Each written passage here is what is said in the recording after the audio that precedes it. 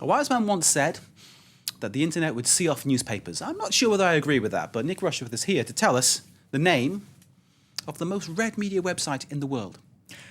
Unbelievable, isn't it? Both of us were taken aback earlier. It's the Daily Mail in the UK. How more Middle England can you get? The Daily Mail is a famous tabloid newspaper in the United Kingdom, which you may or may not know, and is very conservative and very, very staid and very kind of, Middle England, as you say. Well, it taps into fears about aging, about are we going to get cancer today, the housing prices, how much does it cost to send my kid to public school, that private school for everyone else. So anyway, The Guardian, look at this, is saying Mail Online plots global expansion. Now, officially, this is being denied by the top bosses at the Daily Mail, but The Guardian has got this on its Media Guardian page saying that it's now going to set up offices in Delhi, Toronto. It wants to even have a Spanish language service. Can you imagine the Daily Mail in Spanish? Not me, but...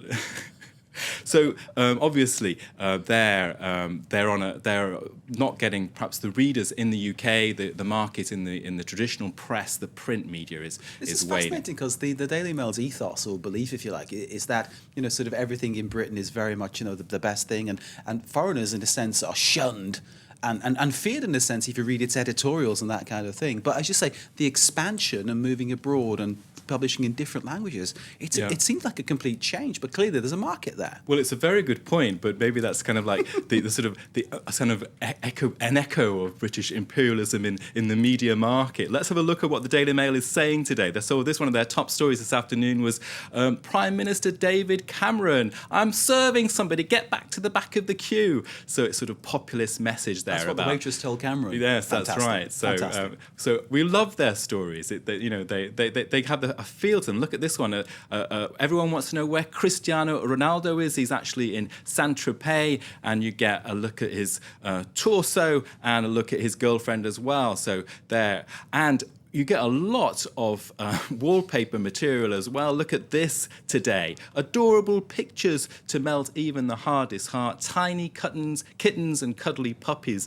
And there you can see that photo. I couldn't quite get the news peg on that one, frankly, Mark. But do you ever need a news peg for a kitten and a cuddly duck? There you have a closer picture of those kittens.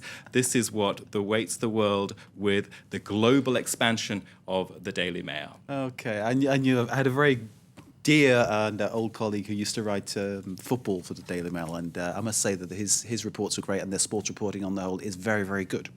I must say that. Very, very good. Indeed. Okay. What's next, then? Well, I'm going to go to another paper. Now, the facts show that the Daily Mail only became the world's #1 news site in January 2011. It had 45 million visitors then.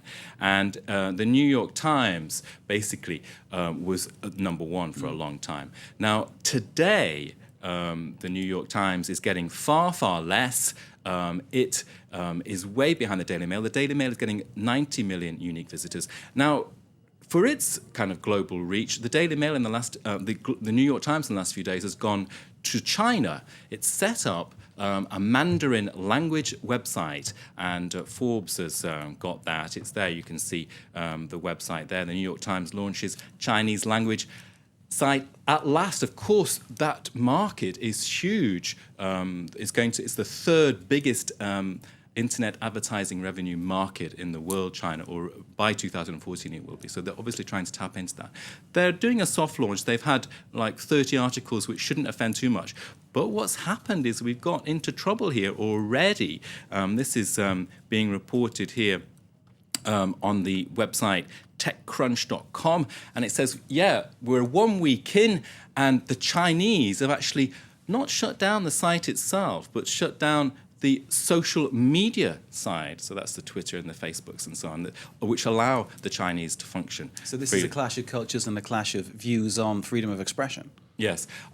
Should the Daily Mail go into China? Perhaps they will at some point. The Chinese will get the Daily Mail message there. Cuddly kittens and ducks, it's a universal language. Absolutely. So there we've got the story being taken up also by this website, the China Digital Times, reporting that, the service is irregular at the moment. That what's happened is that other publications, the Wall Street Journal, the Financial Times, have been able to go into China and not have these problems. But for some reason, the New York Times is having it. They're being censored. And one analyst is saying maybe it's simply their presence because the New York Times is such a strong paper editorial. Okay. Nick Rushworth, thank you very much indeed. Nick Rushworth with Media Watch. We're taking a short break. We're back with some weather.